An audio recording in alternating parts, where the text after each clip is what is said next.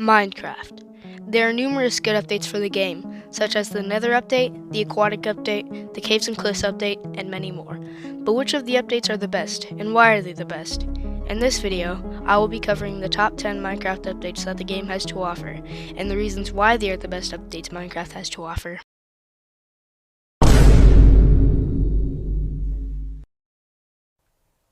At number 10, the update of 1.8 added one structure, which is why this update made my top 10, that being the Ocean Monument. Ocean Monuments opened up the opportunity for Guardian Farms, which can be used for unlimited quantities of sea lanterns, prismarine blocks, and cod. The Bountiful update also features a variety of blocks, such as granite, diorite, andesite, slime, and blocks from Ocean Monuments. This update also added door and fence variants, and banners. 1.8 is a solid update, but not as good as their superiors that are coming up next.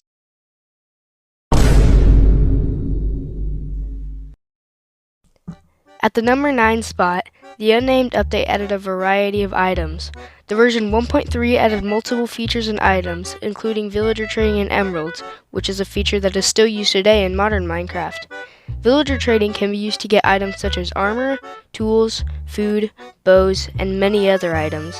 The Unnamed update also includes ender chests, wooden stairs, wooden slabs, and books and quills.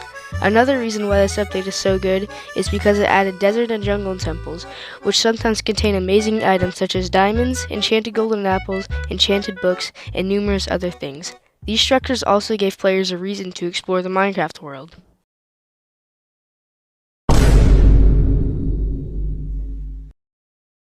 Speaking of exploring, the Exploration update is an incredible update. 1.11 added woodland mansions, which are mansions with many rooms and corridors, even with rooms dedicated to themselves. Woodland mansions are inhabited by hostile mobs, being Vindicators and Evokers. A Vindicator is a type of illager that wields an iron axe, and if you name it Johnny, it will kill everything in its sight, including its own kind. An Evoker is another type of illager that can use magic to kill you, if it's by summoning Vexes or spawning in a row of 16 fangs below your feet. If you kill an Evoker, it'll drop a Totem of Undying, which is an item that when you hold it in your hand or offhand, it will prevent you from dying. These features are not what makes this update so amazing, but it is that it added shulker shells and elytra boosting fireworks. Elytra boosting fireworks are that when you use a firework while your elytra is activated, the firework will boost you. So if you have some fireworks in an elytra, you can fly for incredible speeds, for a long time too. Shulker shells are items that are dropped from shulker shells that can be crafted into portable chests. The Exploration update is a truly incredible update, but there are even better versions that you'll see.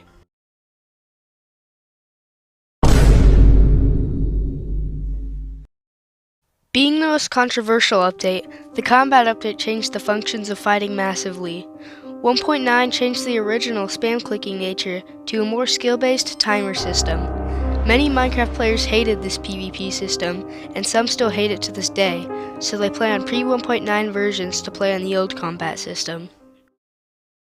This update didn't only change the combat system, but they also added end cities and end islands. End cities are large buildings, in the end, which carry shulkers. End cities also sometimes have a ship next to it. This ship always carries an elytra, which can be used to fly in survival at incredibly high speeds. This changed the way that most players got around, and revolutionized transportation. Elytras are what make 1.9 such an incredible update, and they are why 1.9 is number 7 on my list.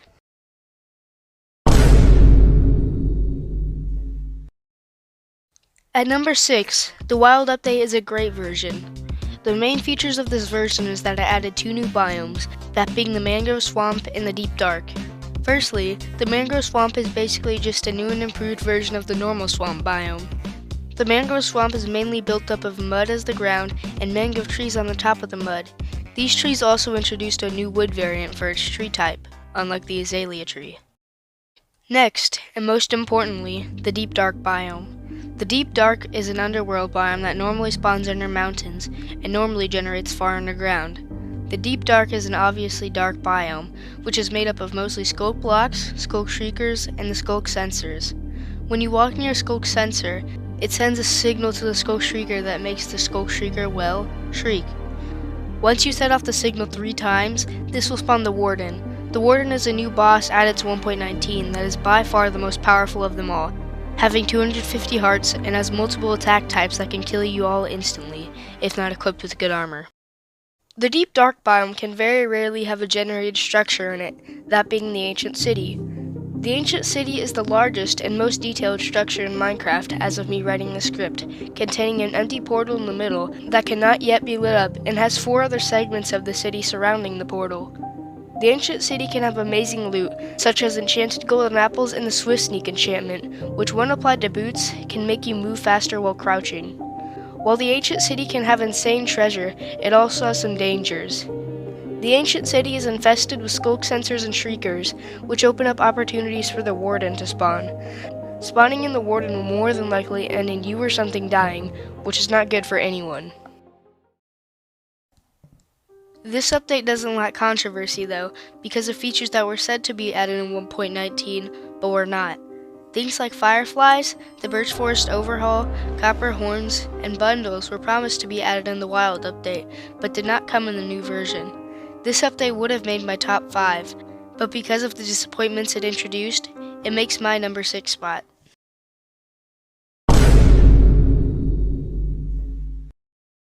Being an update that was wanted by players for years, the Caves and Cliffs update is an update that is loved by many. This update changed the world, making caves much larger and introducing the different types of caves. The first one, the Lush Cave, is a cave biome with unique creatures and distinct ambiance, with different types of plants that you wouldn't find anywhere else. These caves are usually found under the newly added azalea trees. Secondly, the Dripstone Cave is another distinct cave biome that generates spikes called dripstone that slowly fill with water. It's not as lit up as a Lush Cave and is much more dangerous because of its darkness and that falling on a dripstone spike may do large sums of damage or maybe even kill you.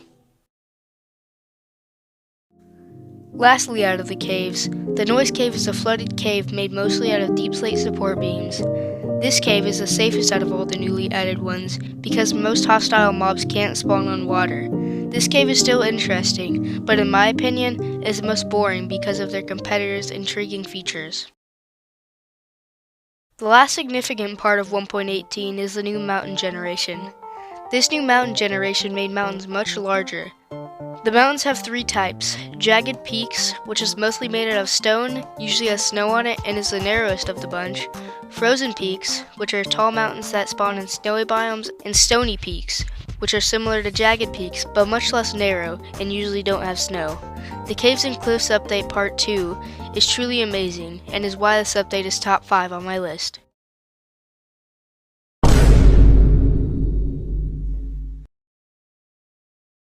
Unlike number 5, the Redstone update didn't add new world generation. This update was just focused on Redstone. 1.5 added many of the Redstone features and items that we still use today. For example, the hopper, which was added in 1.5, is still used today in most collection systems. Items like the daylight sensor, trap chests, redstone comparator, and many other items related to redstone were added in this update. While the Redstone update didn't add anything in terms of changing the world, it had a huge positive impact on the technical part of the Minecraft community.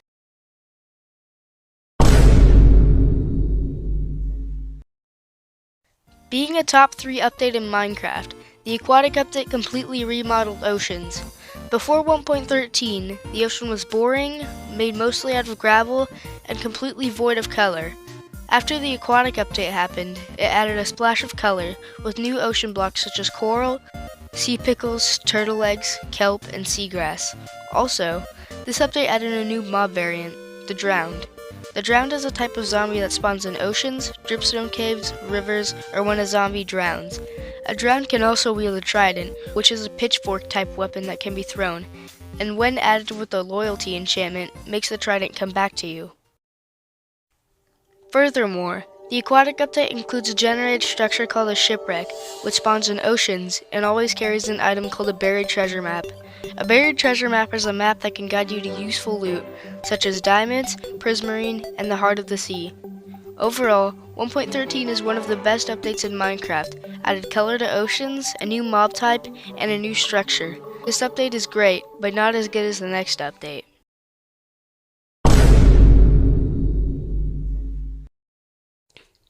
Nearly at number 1, the Nether update completely changed the Nether dimension in a good way. 1.16 changed the Nether from a bland, barren wasteland to having much vegetation, adding 4 new biomes, including the Crimson Forest, Basalt Deltas, Warped Forest, and Soul Sand Valley. More importantly, the Nether update added a new armor and tool type, Netherite. Netherite is the best gear type in the game and can only be found in the Nether. It can be used to upgrade diamond armor, rewarding you with knockback resistance and more damage resistance. It can also be used to upgrade diamond tools, giving the player a damage boost and a 10% mining increase. Netherite is much harder to find than diamonds though. Diamonds spawn in 1 in 1200 blocks and have a 0.08 chance that you'll find it by just mining. Netherite makes diamonds seem like the most common item in the game. Finding ancient debris is 1 in 25,000 blocks and is an abysmal 0.004 chance of you finding it by mining anywhere. 1.16 also added some generated structures, which are the Ruin Portal and the Bastion. The Ruin Portal is a destroyed nether portal that contains loot like golden gear, flint and steels, fire charges, and iron nuggets in the chest next to it. Being the more important structure, the Bastion is a castle-like generated structure that has piglins and piglin brutes guarding them. Because of these mobs, the Bastion is an extremely difficult structure to overcome. However, this strenuous task may be worth your while, because their loot chests can have netherite gear in it. In all, the Nether update is incredible. It changed and refurbished an old, boring dimension, which is why 1.16 is number 2 on my list.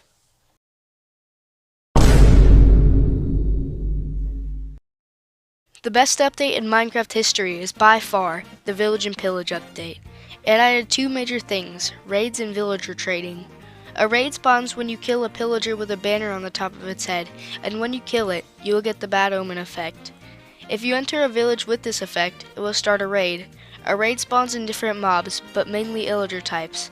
The goal is for the illagers to kill the villagers, and has multiple rounds, the number of rounds depending on the difficulty.